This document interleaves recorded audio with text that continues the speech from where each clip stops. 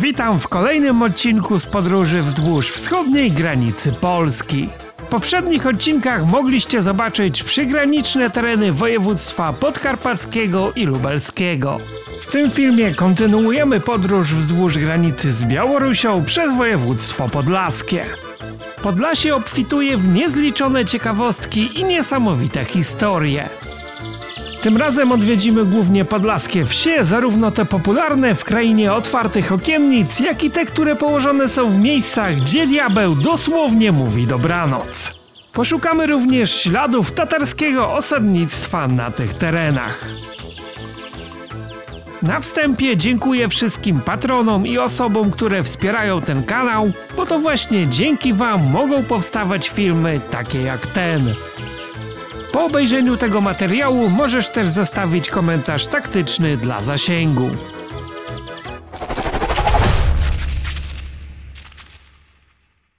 Z Narewki udajemy się do jednej z najbardziej charakterystycznych atrakcji Podlasia – kraina otwartych okiennic. Trzy podlaskie wsie Soce, Trześcianka i Puchły tworzą razem szlak krainy otwartych okiennic. To materialne dziedzictwo Podlasia, zabytkowe drewniane chaty z pięknie zdobionymi okiennicami. Na początek miejscowość Puchły, w której centralnym punktem jest zdecydowanie ta niebieska cerkiew z 1917 roku. Jest to zdecydowanie najpiękniejsza świątynia w Dolinie Narwi. Z tyłu za cerkwią płynie rzeka Narew, można się tam też przespacerować, ale sama świątynia jest niezwykła. Jeżeli uda nam się wejść do środka, tak jej wnętrze jest równie piękne, co zewnętrzna fasada. Ta cerkiew pochodzi z 1917 roku, stoi tutaj na miejscu kilku poprzednich, które spłonęły. Ta już, miejmy nadzieję, przetrwa kolejne stulecia.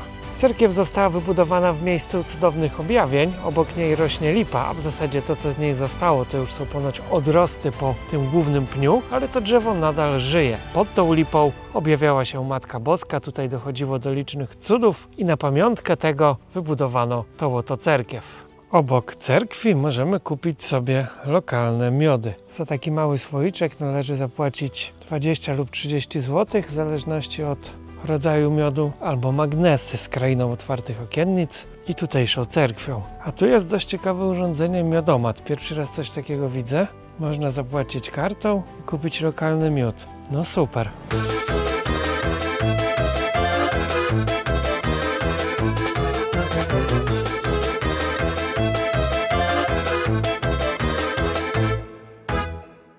Polną drogą przez lasy docieramy do wioski Soce. Wsie Soce, Puchły i Trześcianka tworzą trójkąt krainy otwartych okiennic. Niegdyś mieszkańcy zdobili swoje domy zdobionymi okiennicami, aby podkreślić swój status materialny, a dodatkowo miały one chronić gospodarstwo od wszelakich nieszczęść. Dziś ta tradycja nadal jest tutaj kultywowana, pielęgnowana. W tych wsiach zachował się tradycyjny układ podlaskich dawnych wsi. No i możemy podziwiać tutaj chyba setki drewnianych chałup, które z pewnością zasługują już na miano zabytków. Pomimo że jest to jedna z najciekawszych atrakcji Podlasia, tak jak widzicie, jest tutaj zupełnie pusto. Pojedynczy turyści, mieszkańców też za bardzo nie widać, przechadzają się tędy głównie koty i owce. Wszystko tutaj pięknie się komponuje, bo te domy są obsadzone kwiatami, typowymi wiejskimi kwiatami, takimi jakie kiedyś rosły przy każdym domu. Dzisiaj ludzie prześcigają się w sadzeniu egzotycznych roślin, które rodzimie u nas nie występowały, a tutaj zwykłe kwiaty, surfinie, pelargonie, malwy i to robi dopiero taki piękny sielski wiejski krajobraz. Na tych wioskach spotkamy też mnóstwo prawosławnych krzyży wotywnych. Były one stawiane w różnych miejscach na pamiątkę wydarzeń, cudownych ozdrowień itd. No a dziś są pamiątką tamtych czasów. Widać, że tutaj mieszkają prawdziwi mieszkańcy, w odróżnieniu od okolicy Białowieży, gdzie te chałupy były zamienione na agroturystyki. Tak tutaj są takie klimaty, jakie możecie znać z paradokumentu Rolnicy Podlasie. Aczkolwiek wygląda to o niebo lepiej. Oczywiście też jakąś agroturystykę tutaj znajdziemy. Jeżeli chcielibyśmy się przespać w tego typu miejscu, to akurat szczerze polecam, bo jest to prawdziwy podlaski klimat, a nie te sztuczne agroturystyki, które mamy w okolicach Białowieży.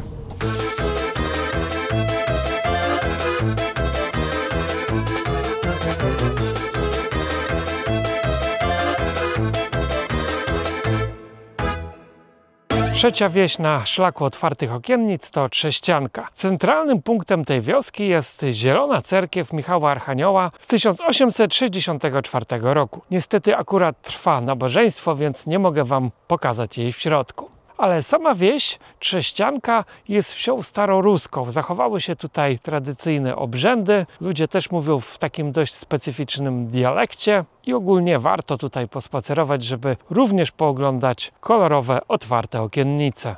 Stałych mieszkańców jest tutaj ponoć około 200 osób, ale z tego co widać mnóstwo tych gospodarstw zostało już wykupionych i bogaci warszawiacy porobili sobie tutaj letnie siedliska. W kamperze zawsze trzeba włożyć karmę dla zwierząt i spotkane kotki można nakarmić. To jest akurat kociczka z 2 małymi.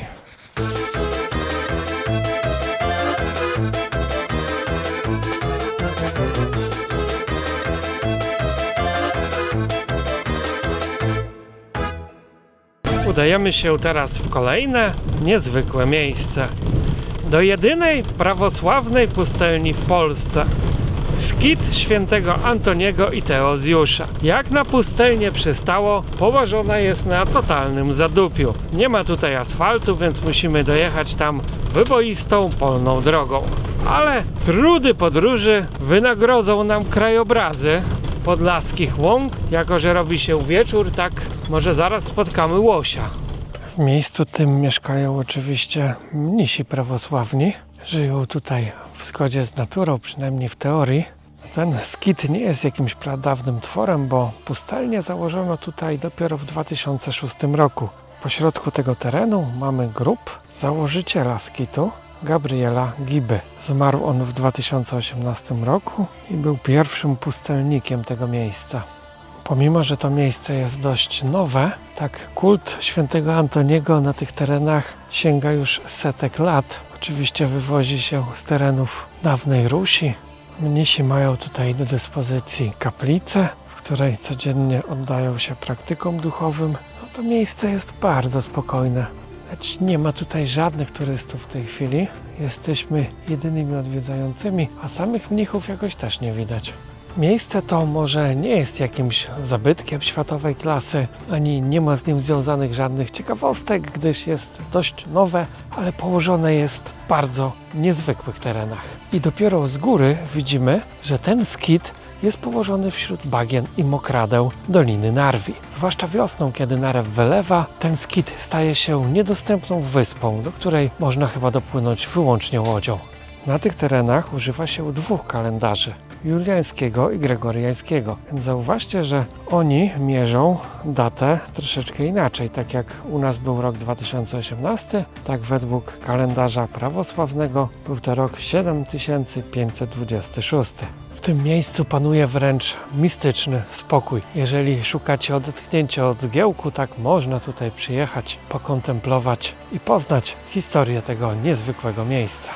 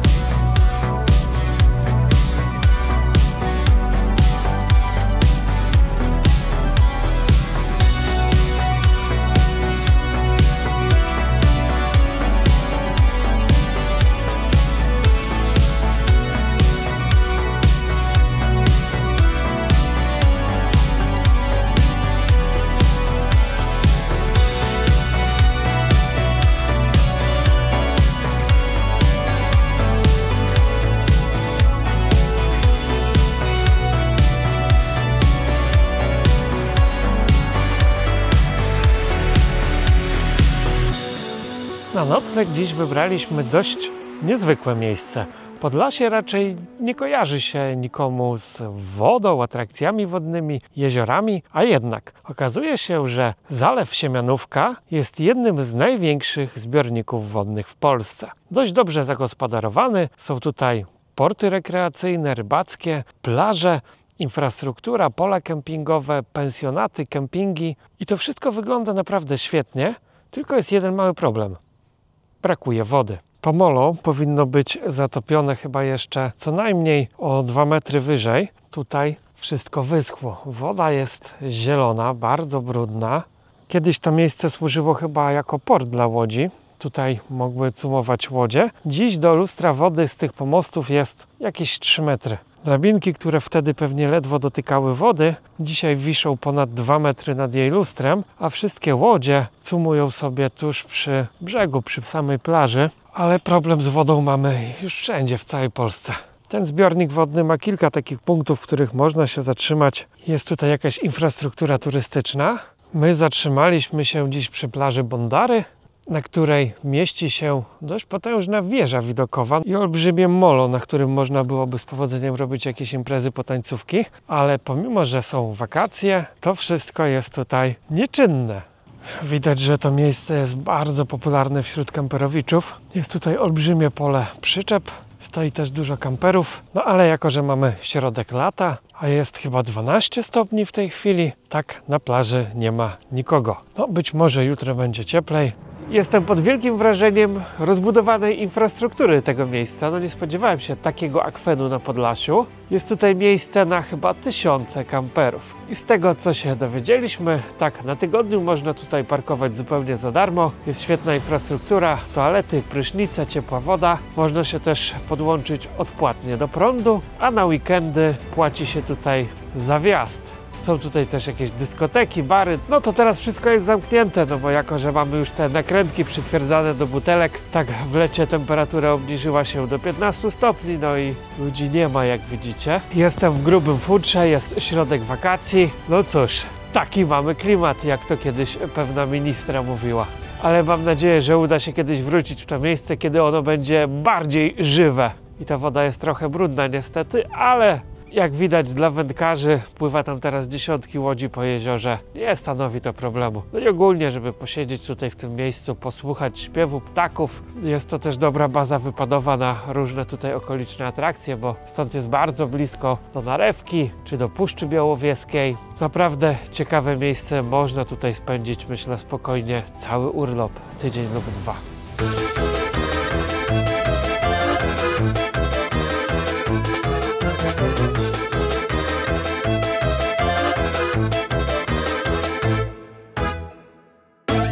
Po śniadaniu udajemy się z powrotem pod granicę polsko-białoruską.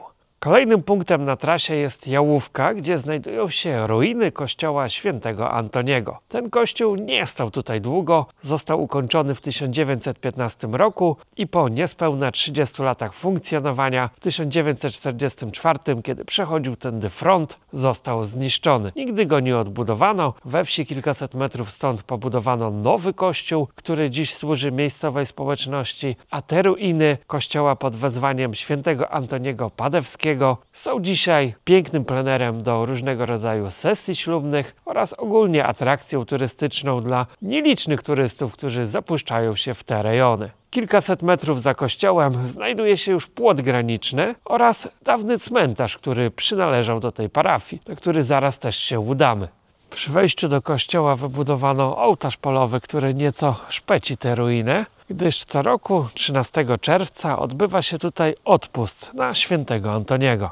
200 metrów za ruinami kościoła mieści się jeden z 3 cmentarzy. Po II wojnie światowej nową granicę pomiędzy Polską a Związkiem Radzieckim wytyczono przez środek tego cmentarza. I ta sytuacja trwała przez kolejne 4 lata, kiedy to w 1948 roku dokonano korekty granicy i przesunięto ją o kilkaset metrów w tamtą stronę. Dzięki czemu cmentarz w całości znalazł się po stronie polskiej, a obecnie za tamtymi krzakami już mamy mur graniczny z Białorusią. Na tym cmentarzu pochowani są wyłącznie Polacy. Tutaj wszystkie inskrypcje na grobach są zapisane czcionką łacińską w języku polskim. Ten cmentarz jest olbrzymi. No nie spodziewałem się, że będzie tutaj aż tyle grobów rozrzuconych w lesie, bo dziś już porósł go całkowicie las. Tego typu miejsca świadczą właśnie o tym, że to miasteczko było kiedyś gęsto zaludnione i tętniło życiem. No a dziś jest wymierającą osadą tuż na końcu Polski. No, kto jeszcze ma tutaj rodzinę gdzieś w okolicy, to ma taki dość nowy grobowiec, ale mnóstwo tych miejsc pochówku straciło już jakiekolwiek krzyże czy tabliczki, więc nie dowiemy się nawet, kto tam leży. Taka tabliczka za chwilę już odpadnie całkowicie i nie będzie wiadomo, kto spoczywa w tym miejscu. 50 metrów za płotem cmentarza mieści się Dom Pomocy Społecznej i to jest chyba sekcja, w której chowani są podopieczni tego domu. Widać, że same osoby starsze i pochówki są dość świeże. 22 rok, 13. Zaraz za cmentarzem jest jedno z tych miejsc, gdzie dosłownie kończy się Polska. No, kiedyś ta droga prowadziła gdzieś na tereny obecnej Białorusi, jako że to był jeden kraj, a dziś zostało to przedzielone. O, już widać na horyzoncie mur. Tutaj dalej nie pojedziemy, gdzieś trzeba zawrócić, bo jest zakaz ruchu ogólnie. A sama Jałówka to senna miejscowość położona na końcu Polski i tutaj naprawdę czuć klimat podlaskiej wsi. Dziś ciężko to sobie wyobrazić, ale ta niewielka wieś była kiedyś miastem, a dokładnie od 1545 roku, kiedy to otrzymała prawa miejskie od króla Zygmunta V. Dziś mieszka tutaj tylko około 200 osób, ale jeszcze przed I wojną światową mieszkańców było około 3000. Działały tu młyny, olejarnia, 36 sklepów i 50 warsztatów rzemieślniczych, a organizowane jarmarki przyciągały ludzi z promienia dziesiątek kilometrów. Do upadku miejscowości przyczyniła się budowa linii kolejowych omijających tą miejscowość. Dodatkowo po II wojnie światowej, kiedy wioska znalazła się tuż przy granicy ze Związkiem Radzieckim, zaczęła się wyludniać. Dziś w wiosce został tylko rynek, który zamieniony jest na park miejski, cerkiew, kościół oraz jeden sklep. I mnóstwo starych, pięknych, drewnianych domów. Cerkiew, która stoi dziś w Jałówce, jest dość nowa, bo powstała dopiero w 1965 roku na zgliszczach poprzedniej cerkwi, która spłonęła w czasie II wojny światowej podczas przechodzenia tędy frontu niemiecko-radzieckiego. Następnie Niemcy wydali zgodę na odbudowę, ale nieukończona budowla ponownie spłonęła w 1944 roku i po II wojnie msze były tu odprawiane na zgliszczach cerkwi, a zimą w mieszkaniach prywatnych, kiedy warunki pogodowe nie pozwalały na odprawianie mszy polowych. Największe skupisko drewnianych domów zachowało się na ulicy Lipowej. Tutaj możemy zobaczyć taki tradycyjny podlaski układ zabudowy. Chałupy ustawione bokiem do drogi, aby jak najwięcej ich się zmieściło na wąskich działkach. No, podobnie to wygląda po drugiej stronie granicy na Białorusi, tylko że tutaj jest to może w lepszym stopniu wszystko odnowione, gdyż wiele z tych domków widać jest zamienionych na domki letniskowe. Dominują tutaj tablice rejestracyjne na samochodach, które stoją warszawskie. Ciężko dziś w to uwierzyć, że to było miasto. Były tutaj 3 kościoły chrześcijańskie, 2 cerkwie, synagoga. Przez kilkanaście lat nawet istniały w tym miejscu 2 parafie chrześcijańskie i ta wieś się wyludniła. Oprócz tego cmentarza, który widzieliście wcześniej, jest tutaj jeszcze cmentarz prawosławny oraz kirkut żydowski, na który za chwilę się udamy. Po Żydach oczywiście nie zostało tutaj już żadnego śladu poza tym kirkutem. Synagoga została zburzona, a Żydzi stanowili przed wojną większość mieszkańców tego miasteczka. No, tak jak w wielu miejscowościach tutaj w okolicy, to oni trzymali w swoich rękach cały handel i większość rzemiosła. Po kirkucie żydowskim nie zostało praktycznie nic. Resztki macew i taka ruina kapliczki, która znajdowała się na tym cmentarzu. Ciężko powiedzieć, co to mogło być.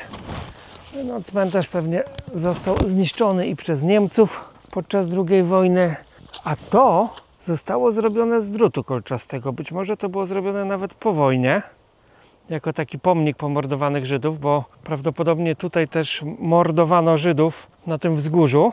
Dziś chodzimy tutaj po grobach. To całe wzgórze usiane jest grobami. Nikt o to miejsce nie zadbał, jest ono nieoznaczone w żaden sposób, więc pod nogami są tylko resztki macew, kamiennych pomników świadczących o dawnej żydowskiej społeczności tego miejsca. W całości zachował się jeszcze pomnik przypominający pień drzewa. No, pierwszy raz coś takiego widzę na żydowskim cmentarzu. Jest tutaj tablica i resztka zdjęcia. Był nawet Był nawet tu pewnie portret osoby pochowanej w tym miejscu, ale ktoś go wyłupał.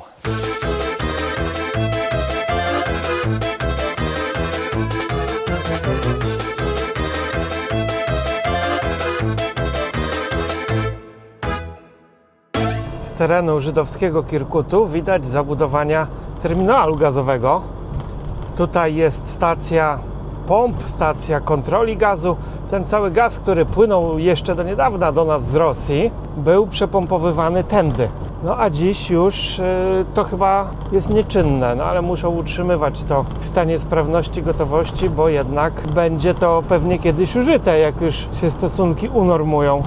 Więc zobaczcie, jak się jeździ po podlaskich drogach. Tutaj nie ma asfaltu, drogi polne, ale znaki są. Jedziemy teraz wzdłuż granicy, tam jak linia lasu jest granica. Tutaj już muru nie ma, bo zaczęła się rzeka Świsłocz. Jadąc wzdłuż granicy mijamy opuszczone wsie. Przed chwilą była wieś Dublany, w której był tylko jeden opuszczony dom. Teraz kolonia Mostowlany. Tutaj nie wiem, czy ktoś mieszka. Te domy też są ewidentnie opuszczone, zadbane. Ktoś tutaj przyjeżdża, kosi, ale nie widać tu zupełnie nikogo. Ani ludzi pracujących w polach, ani żadnych samochodów. Teren jest położony przy samej granicy. Obecnie uznawany za niebezpieczny, ale żyje się tu na pewno spokojnie, powolutku. Jak ktoś szuka ucieczki od cywilizacji, to chyba naprawdę w Polsce nie ma lepszego miejsca. Niektórzy śmiali się z materiałów, które wrzucałem z Białorusi, że tam jest dziadostwo, nie ma dróg do wsi. Zobaczcie, my mamy również takie miejsca w Polsce. Zresztą w każdym kraju się takie znajdą. Nie wszędzie wygląda to jak w centrum Warszawy, ale również i w Polsce mamy takie miejsca, gdzie przysłowiowy diabeł mówi dobranoc. O tym, że były tutaj kiedyś prężnie żyjące miasta i ten szlak miał duże znaczenie, świadczy chociażby brukowana droga, której fragmenty możemy jeszcze znaleźć w niektórych miejscach. No, kiedyś ciągnęły tędy dorożki, powozy do miast królewskich.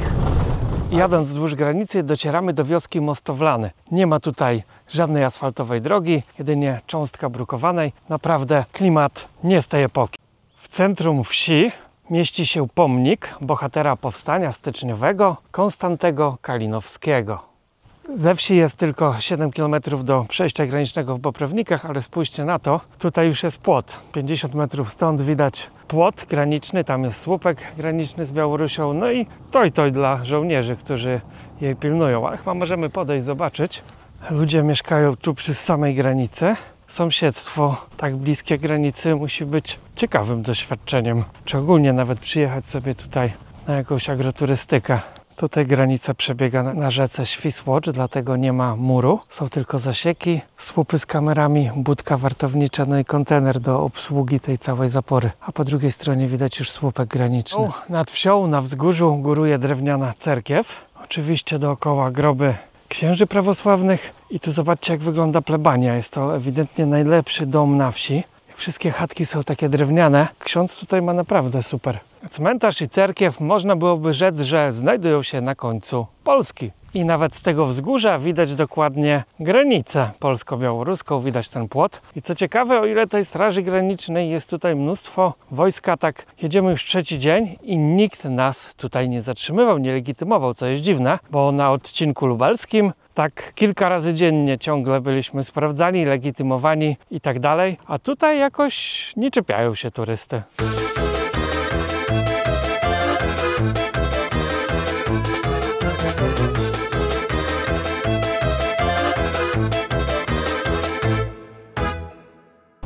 Jedziemy dalej w kierunku Bobrownik. Znak wskazuje 5 km. Bobrowniki oczywiście pewnie kojarzycie z przejścia granicznego polsko-białoruskiego, które jest oczywiście nieczynne obecnie, ale jak widać ludzie żyją tutaj zupełnie inaczej, spokojnie. Na myśl przychodzi mi tylko filmu Pana Boga za piecem i to zdanie faktycznie idealnie odwzorowuje chyba styl życia na tej podlaskiej, kresowej wsi. Stąd do granicy jest chyba 100 metrów. Tutaj płynie w dolinie rzeka Świsłocz. No jest to odcinek dość niebezpieczny w ostatnim czasie, bo dochodzi tutaj do bardzo wielu prób nielegalnego przekroczenia granicy. Dziennie są nawet dziesiątki. Ci mieszkańcy na pewno nie raz widzieli przechodzących tędy inżynierów. Teraz ta granica już jest zaopatrzona w tą barierę elektroniczną, ale wcześniej to za bardzo nikt tego nie kontrolował. I tam słupy, które widzicie na łące, to jest granica. Zasieki są porośnięte trzciną, także ich za bardzo tutaj nie widać. Tutaj nie ma tego płotu, są tylko słupy, bariera elektroniczna. Podobnie jak na rzece Bug, a rzeka Świsłocz jest malutką rzeką. Tutaj nawet nie trzeba jej przepływać pontonem, wystarczy się przeprawić na drugi brzeg w Brud i już jesteśmy na terenie Unii. A później tylko przebyć te krzaczory do wymarzonych Niemiec. I pomimo, że na tej wsi mieszka sporo ludzi, no tutaj ona się ciągnie, tak asfaltu im tutaj nie zrobiono. Jest stary królewski bruk, on się tutaj trzyma pewnie kilkaset lat, więc to wystarczy. No, te tereny były rozwinięte za czasów króla Zygmunta, królowej Bony. Ona mocno inwestowała w tutejsze miejscowości, no a dziś to wszystko powoli zdaje się wymierać. No, cywilizacja tutaj dotarła w ostatnich latach chyba w postaci tych toj-tojów, które są wystawione dla naszych żołnierzy i straży granicznej, aby mieli się gdzie wypróżniać, chroniąc granicę. A tutaj już widzicie bardzo wyraźnie zasieki graniczne. Przed Bobrownikami znajduje się nieczynne przejście kolejowe. O dawnej granicy Związku Radzieckiego dziś przypomina tylko brama z wielkim napisem Mir. Tory już dzisiaj zostały zasypane, ale w dawnej budce dróżnika jeszcze ktoś mieszka. Akurat nawet kurier DPD tutaj przywoził przed chwilą paczkę. No i co chwilę mijają nas tutaj jakieś wojskowe ciężarówki, które wzniecają tumany kurzu. Dojechaliśmy do Bobrownik, do przejścia granicznego, które dziś jest nieczynne. No to przejście widzę, że jest tak zlokalizowane w polach. Jest tutaj jedyny czynny sklep. Zaopatrują się tutaj dzisiaj chyba wyłącznie służby już. Z tyłu jakiś PGR. No i blok, jeden samotny blok w polach. A pod sklepem mamy i straż graniczną, i wojsko. Tutaj jakieś nowe budynki, które pewnie były wybudowane do obsługi, ale świecą pustkami. No, zamknęli i ludzie też nie mają jakiejś tutaj możliwości zarobku nawet, bo jednak te wszystkie biznesy, które były oparte na handlu transgranicznym, na obsłudze podróżnych, dzisiaj upadły.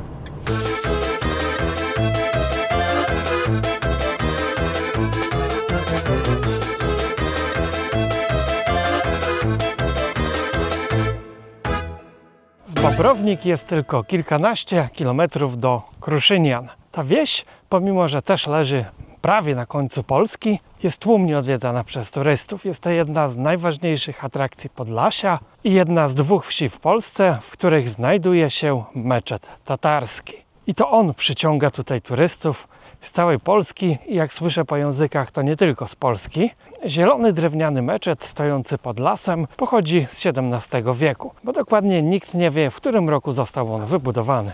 A skąd wzięli się Tatarzy na tych ziemiach? W czasach, kiedy nie można było sobie dodrukować pieniądza, tak jak dzisiaj, a skarbiec polski świecił pustkami, król musiał jakoś zapłacić Tatarom za służbę w wojsku. Jako że nie było już złota w skarbcu, nadał im ziemię na Podlasiu. I tak powstało kilka osad tatarskich. Tatarzy zasymilowali się z polskim społeczeństwem. Kiedyś używali swojego języka, dziś jest on już wymarły. Wszyscy mówią tutaj po polsku, ale w tej wsi kultywuje się tradycje tatarskie. Oprócz samego meczetu, który nadal jest czynny i używany do praktyk religijnych, kultywuje się tutaj tradycje, wierzenia i legendy tatarskie. Po całej wiosce jest mnóstwo tablic informacyjnych, plansz z historią islamu na tych terenach, historią Tatarów. Możemy nawet przeczytać legendy i bajki tatarskie. Wystarczy poszukać tablic pozawieszanych na płotach lokalnych atrakcji. Kruszyniany niestety stały się dość mocno komercyjną wsią, zatracając nieco swój urokliwy podlaski klimat. Dziś pół wsi jest zamieniona na różnego rodzaju agroturystyki, galerie sztuki, pensjonaty, jadłodajnie z jedzeniem tatarskim. We wsi możemy też kupić mnóstwo produktów lokalnych, od miodów poprzez przetwory, jakieś nalewki oraz rękodzieła. Jest też tu sporo produktów sprowadzanych z Litwy czy Ukrainy, typu kwas chlebowy czy jakieś litewskie piwka. Kruszyniany dorobiły się nawet własnych pamiątek i magnesów, ale te tutaj chyba należą do najdroższych na świecie, bo za magnes musimy tutaj wyłożyć 20, a nawet 30 zł za te ładniejsze wersje. We wsi jest też kilka knajp w stylu tatarskim. Oczywiście nawiązują one kuchnią i tradycją do tego, co jadali kiedyś Tatarzy. Można więc sobie spróbować lokalnych potraw. Ja Wam ich nie zaprezentuję, bo mięsa nie jadą, a ta kuchnia głównie opiera się właśnie na mięsie. Meczet oczywiście możemy zobaczyć również w środku. Bilet wstępu kosztuje 10 zł i jak już odczekamy swoje w kolejce, tak możemy wejść do środka w grupie zorganizowanej i wysłuchać opowieści na temat tradycji i kultury tatarskiej na tych ziemiach. To miejsce jest bardzo popularne, odwiedza je chyba większość turystów, którzy podróżują na Podlasie. Są też tutaj zwożone wycieczki. No jest to unikat, jeżeli chodzi o ziemie polskie. Takich starych meczetów zachowały się tylko 2. No dzisiaj są tworzone nowe, ale to przez inżynierów napływowych, a prawdziwych Tatarów jednak w Polsce zostało niewielu. Pomimo że ta wieś zamieniła się w turystyczną enklawę, tak jest jeszcze mnóstwo opuszczonych chałup. Wiadomo, jak to bywa na wsi, pewnie jakieś problemy spadkowe i tego nie można sprzedać. I takie chaty porasta tutaj bluszcz i inna roślinność, więc można jeszcze znaleźć troszkę autentyczności w tym miejscu.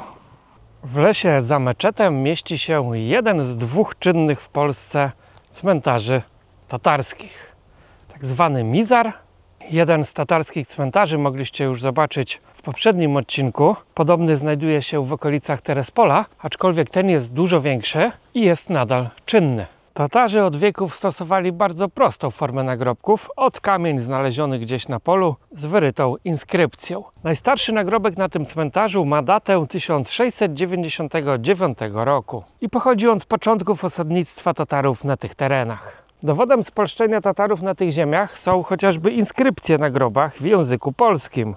Bracie kochany i dalej nie przeczytam, 1890 rok.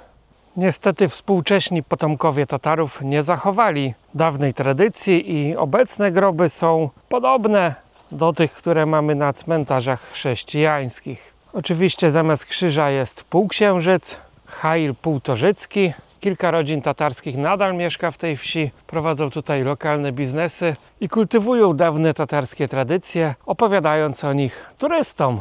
Na niektórych grobach są ciekawe inskrypcje. Grozny, Szabajew Muslim, 2016 rok, 22, Abdul Hakam. Na tym grobowcu zaś mamy mapę Ukrainy. Tutaj grób kolejnego Mustafy i Felicji, urodzeni w Nowogródku i Mirze, czyli na terenach dzisiejszej Białorusi. O Nowogródku i Mirze też możecie zobaczyć filmy na kanale. Chyba połowę tego cmentarza zajmuje rodzina Półtorzyckich. Ewidentnie jest to chyba jakiś potężny ród tatarski, który opanował tą wieś, bo większość grobowców należy do nich.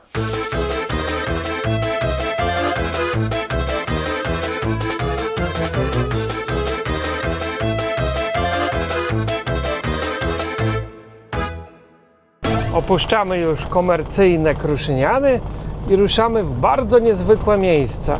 Podlaskie ostępy leśne dawały przez wieki schronienie różnym ekscentrykom i tak w leśnych ostępach niedaleko Krynek powstała osada Wierszalin, którą założył prorok Eliasz.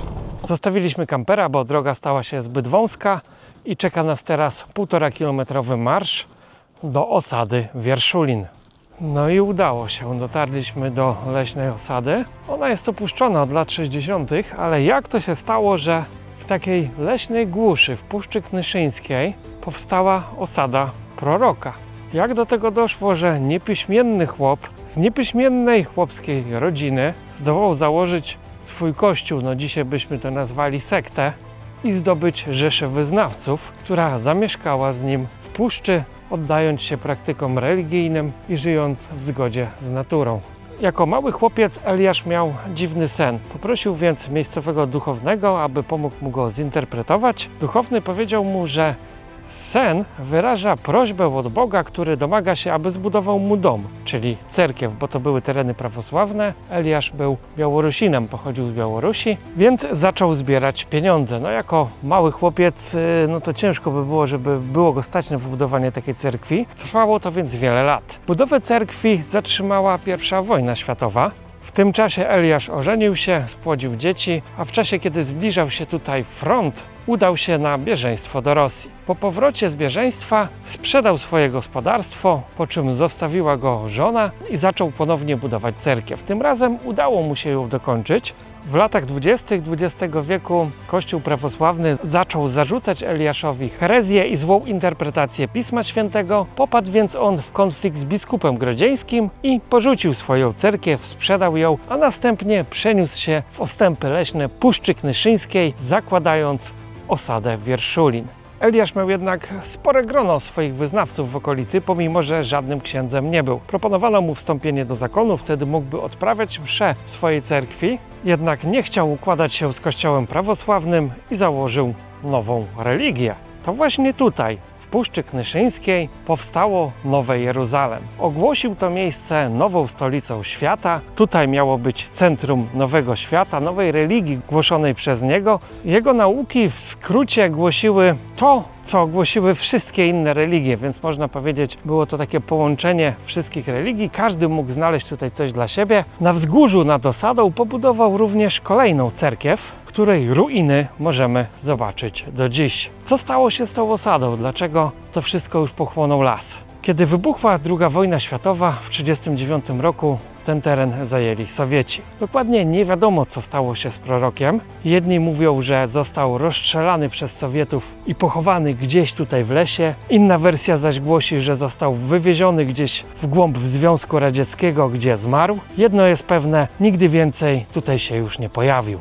Po cerkwi zostały dziś tylko ruiny samego muru, na których możemy znaleźć znaki różnych religii. Chrześcijańskiej, muzułmańskiej, prawosławnej, żydowskiej. No widzę, że Eliasz w sumie dobrze kombinował, bo chciał połączyć wszystkich w zgodzie, żeby mogli sobie tutaj razem żyć, bez tych waśni, które mamy dzisiaj, że jedna religia szczuje na drugą, kłócą się, która jest najbardziej prawdziwa. Z prorokiem Eliaszem wiąże się też jeszcze jedna ciekawa historia. Tuż przed wybuchem II wojny światowej ponoć ogłosił on koniec świata. Tylko ludzie, którzy zgromadzili się, zamieszkali w tym miejscu, mogli liczyć na przetrwanie. Wielu wiernych więc oddawało mu swój majątek i całe pieniądze, aby tylko znaleźć tutaj kąt dla siebie i móc przetrwać nadchodzący Armagedon. Niestety podał on konkretną datę, kiedy nastąpi koniec świata i tego dnia nic się nie stało. Rozwścieczeni wierni ponoć chcieli go ukrzyżować, tak jak Jezusa. Eliaszowi udało się zbiec, ale jednak okazało się, że chyba faktycznie przewidział ten Armagedon, gdyż za kilkanaście dni wybuchła II wojna światowa. A co działo się z tą osadą po zaginięciu proroka, założyciela? Ponoć w jakimś stopniu funkcjonowała jeszcze ona do lat 60., kiedy to ostatni mieszkańcy albo wymarli, albo wynieśli się z tego miejsca. W czasach świetności osada liczyła około 30 domów i mieszkało tutaj na stałe około 100 osób. Oczywiście przybywali tu też licznie pielgrzymi, którzy traktowali to miejsce jako święte, doznawali tutaj odnowy duchowej, uzdrowień itd. Jeden wspólny mianownik tego typu miejsc, różnych sekt, to jest właśnie to, że kiedy prorok odejdzie, umrze albo nie wiem, zostanie aresztowany, tak te społeczności z reguły się rozpadają. Tak też było i w tym przypadku. Ponoć tu w okolicy żyje jeszcze jedna starsza babcia, która nadal traktuje proroka jako świętego wcielenie Jezusa. Pamięta ona jeszcze czasy działalności tej osady. Okoliczni mieszkańcy też opowiadają, że to miejsce do niedawna było celem różnych pielgrzymek. Wyznawcy Eliasza już raczej powymierali z racji upływu lat, ale dopóki żyli, przychodzili tutaj jeszcze oddawać mu cześć. Dziś tym miejscem opiekuje się Nadleśnictwo w Krynkach. Osada położona była nad leśnym strumieniem. Widać, że też mieli tutaj staw, pewnie hodowano ryby. No w tamtych latach nie było tutaj pewnie elektryczności ani bieżącej wody, stąd życie musiało toczyć się wzdłuż takiego strumyka i wszystko odbywało się ekologicznie, jakbyśmy to dziś nazwali, w zgodzie z naturą. Ci twoje dziecko, córka dorastająca używa ci jaskrawych kolorów do paznokci, czarny jak piekło, czerwony jak ogień, to wiedz, że coś się dzieje. To już wiedz, że się diabeł nim interesuje. Ten słynny cytat wygłosił ksiądz Natanek i to jest pierwsza osoba, która przychodzi mi na myśl dzisiaj, jeżeli mielibyśmy to miejsce do czegoś porównać. Bo historie tego typu sekt, księży duchownych, którzy odłączyli się od kościoła i zgromadzili swoją rzeszę wiernych, wcale nie są tak odległe. Tego typu miejsca nadal są w Polsce, działają, pozyskują wiernych, no i pozyskują olbrzymie fundusze na swoją działalność. Jak widzicie, polskie lasy kryją w swych ostępach jeszcze wiele tajemnic. I takie tajemnice uwielbiam Wam pokazywać na tym kanale.